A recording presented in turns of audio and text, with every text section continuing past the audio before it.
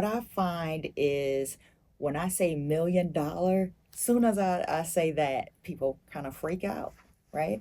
Because they're thinking $1 million. But guys, it's $1 million in assets. It's the $1 million retirement plan, $1 million in assets, right? So I absolutely want to go into this more so people really understand.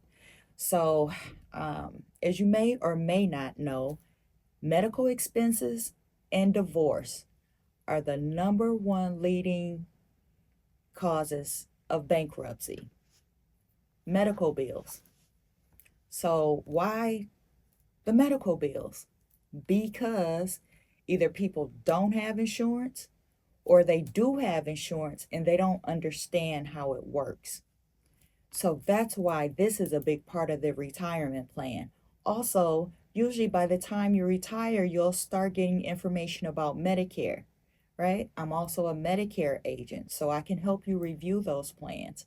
There are so many Medicare plans out there that a lot of people are overwhelmed and they don't get it.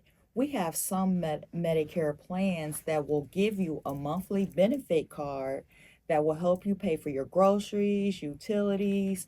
There, I mean, there's a wide range of Medicare plans. Okay, so that's the biggest part because if you ever get sick or you need to go to the hospital, you need to have health insurance. Okay, so the next part of it is dental and vision.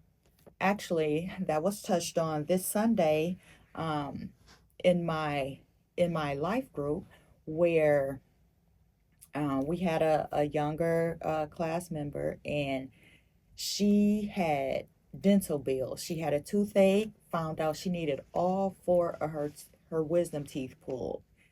Her insurance only covered one wisdom tooth. So all the rest of that came out of pocket, right? So if she had understood her dental plan, she could have changed it and also understood that you can get your own dental plan. So if you get dental insurance at work, that's great. But if your dental insurance at work will not cover the dental work you need, then you can also use your personal dental plan, and that will help reduce the out of pocket expenses. So that's the second part. Another part is vision insurance. So I'm not sure how many of you know, but glasses are really expensive nowadays and they charge per eye. So if you need glasses and you need two lenses or you need two contacts, those are separate charges, right? So without vision insurance, you can go in there and spend up to $2,000 to $3,000 just for one pair of glasses. And then you need to have an exam. And then if they find astigmatism or a cataract or, it could go on and on. So if you have vision insurance at work, that's great. But if your vision insurance at work may not cover everything you need, then you will have your own vision plan. So you can use that, spend up those benefits, and then tap into your other policy. That is totally possible. But a lot of people don't know that you can have your own insurance. I'm a witness because, again, I'm not preaching to the choir, I'm speaking from experience. It was maybe 5 years ago that I learned I could get my own dental insurance. Yeah, so Delta Dental, right? You can get your own dental plan.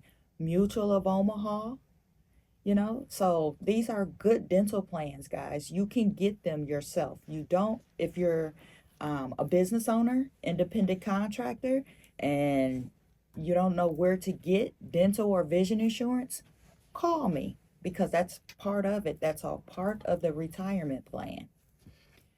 So that's medical, dental, vision, and now we get to critical illness, right? So a lot of people say, well, I have health insurance. But if you get diagnosed with cancer, that insurance is not going to cover chemo.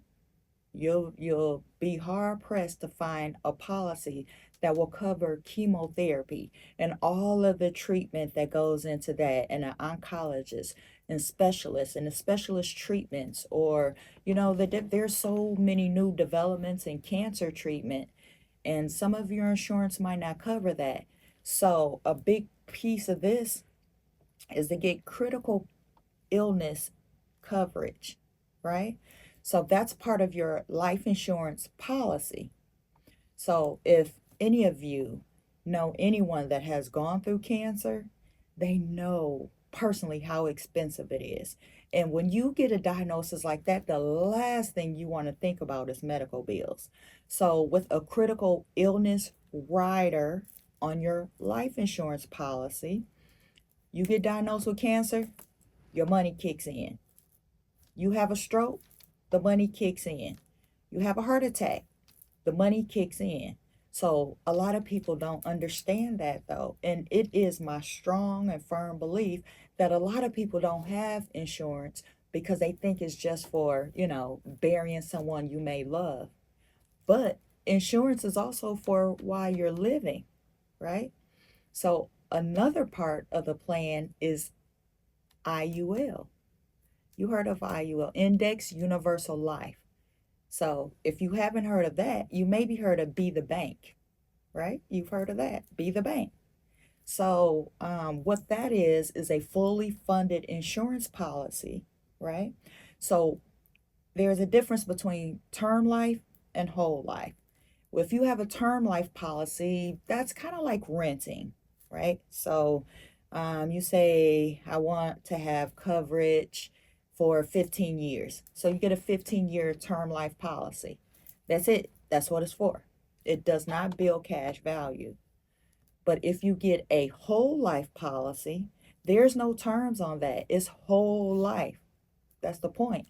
Whole life. So that covers your whole life, right? So the average life expectancy is up to 99 years. So every year you pay your premium, it goes into your cash value. So usually if you pay your premium on a monthly basis, it could take about 5 to 7 years for it to really gain cash value that you can use. But you can pay your insurance monthly, semi-monthly, semi-annually, or you can pay it all at once. You can pay it annually. You can pay your whole premium.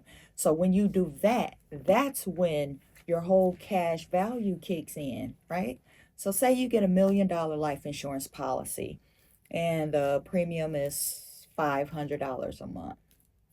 These are just wild numbers I'm throwing out here. And then it's a year. So there's 12 months in a year at $500 a month, right? So that's $600. Well, I'm sorry, $6,000.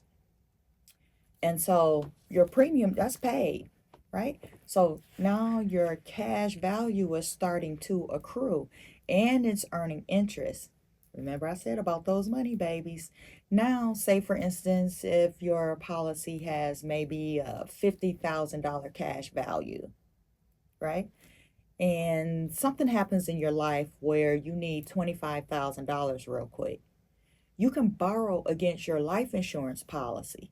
You don't have to run your credit and go to the bank and hope and pray you get approved. You can simply take a loan out against your life insurance policy, right? And then that's how you be the bank. So a lot of people, they just don't know that. I've heard people having $250,000 sitting in the bank or under their mattress or wherever they decide to keep it. Instead, what I do as a financial coach, I can teach you how to, that same $250,000, how to put it into financial vehicles that will grow interest, that will allow you to be the bank, and will cover you during your life. And if something should happen to you, that your family can take care of your final expenses and leave a legacy because you have beneficiaries that will receive money off of your life insurance policy. So guys, it's so creative. There's so much, and that is the bulk of the $1 million retirement plan.